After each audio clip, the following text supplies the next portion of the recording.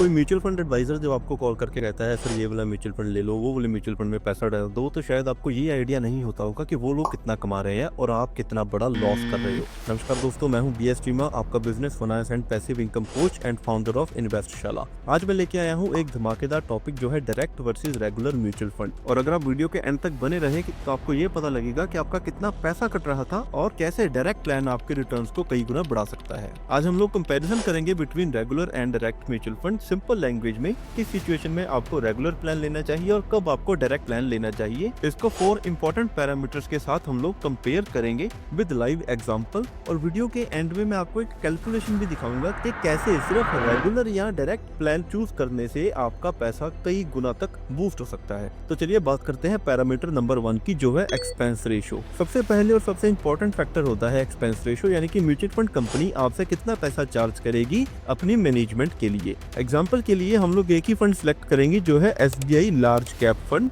अगर मैं इसके रेगुलर प्लान का एक्सपेंस रेशियो देखूं तो वो आएगा 1.48%, लेकिन अगर मैं इसके डायरेक्ट प्लान का एक्सपेंस रेशियो देखूं वो है सिर्फ 0.81%। मतलब कि हर साल आप 0.67% ज्यादा पे करेंगे सिर्फ इसलिए बिकॉज आपने डिस्ट्रीब्यूटर के थ्रू इन्वेस्ट किया था। और यही 0.67% जब 10, 15, 20 साल के तक कंपाउंड होता है तो भाई लाखों का फर्क डालता है, जो कि हम इस वीडियो में आगे चल के कैलकुलेट भी करेंगे। दूसरा पैरामीटर होता है NAV। जब एक्सपेंस रेशियो हाई रहता है तो फंड के NAV भी थोड़ा सा कम हो जाती है। मतलब सेम फंड होने के बावजूद आप देखेंगे कि SBI लार्ज कैप फंड अगर आप डायरेक्ट प्लान में लेंगे उसकी NAV मिलेगी आपको 105 रुपए के आसपास, लेकिन अगर आप SBI large cap regular plan में लेंगे तो उसकी NAV मिलेगी 94.96, सीधा 11 रुपए का फर्क। और लॉन्ग टर्म में ये 10% के एनुअल डिफरेंस के हिसाब से बढ़ जाएगा। अगर आप NAV या एक्सपेंस रेशियो में डिटेल में जाना चाहते हैं तो ये वीडियो देख लेना, लेकिन इस वीडियो के बाद। तीसरा पैरामीटर है एक्सपेक्टेड रिटर्न। अब हम लोग बात करते हैं एक्चुअल रिटर्न्स की। देखो, डायरेक्ट प्लान में एक्सपेंसेस कम होते हैं तो नेचुरली रिटर्न्स थोड़ा सा ज्यादा हो जाएगा। अगर मैं पिछले 5 साल का डाटा देखूं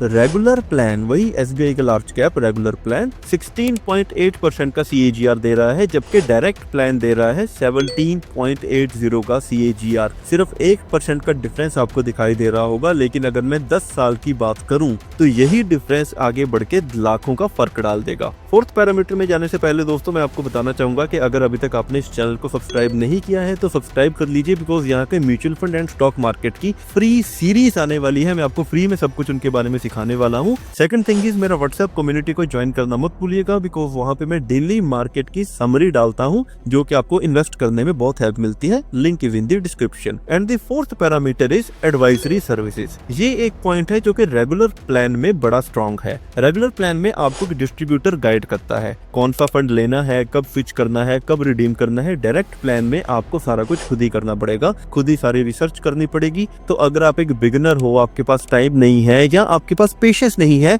गिरते हुए मार्केट में होल्ड करने की, तो आपको रेगुलर प्लान के लिए जाना चाहिए। यहाँ आपको एटलीस्ट एक डिसिप्लिन बना रहेगा, भले ही आपको रिटर्न कम मिलेगी बट आपको डिसिप्लिन में रखने के लिए कोई होगा। और अगर आप सीख रहे हैं, सीख चुके हैं, आपके पास थोड़ा सा टाइम है, आप रिसर्च कर सकते हैं, then direct plan is for you. तो अगर मैं स्कोर कार्ड की बात करूं, हमने 4 पैरामीटर्स के ऊपर बात की है। एक्सपेंस रेशियो जिसमें डायरेक्ट प्लान जीतता है, NAV जिसमें डायरेक्ट प्लान जीतता है, overall long term gain direct plan जीतता है, एडवाइजरी के मामले में regular plan is the best one. अब जैसे कि मैंने आपको पहले प्रॉमिस किया था कि मैं आपको नंबर्स के साथ एक्चुअल लॉस दिखाऊंगा। अगर आप 5 साल के लिए 6000 रुपीज की SIP करते हैं तो आपने टोटल 3.6 लाख रुपया इन्वेस्ट किया। 3,60,000 आपने यानी कि इन्वेस्ट किया, 3.6 लाख, तो आपने टोटल 3.6 लाख रुपीज इन्वेस्ट किया। डायरेक्ट प्लान में विद अ CAGR ऑफ 17.49 आपका पैसा हो जाएगा 5,67,000 यानी कि 5.67 लाख। रेगुलर प्लान में विद अ CAGR ऑफ 16.85 यही पैसा रह जाएगा 5,48,000 यानी कि सीधा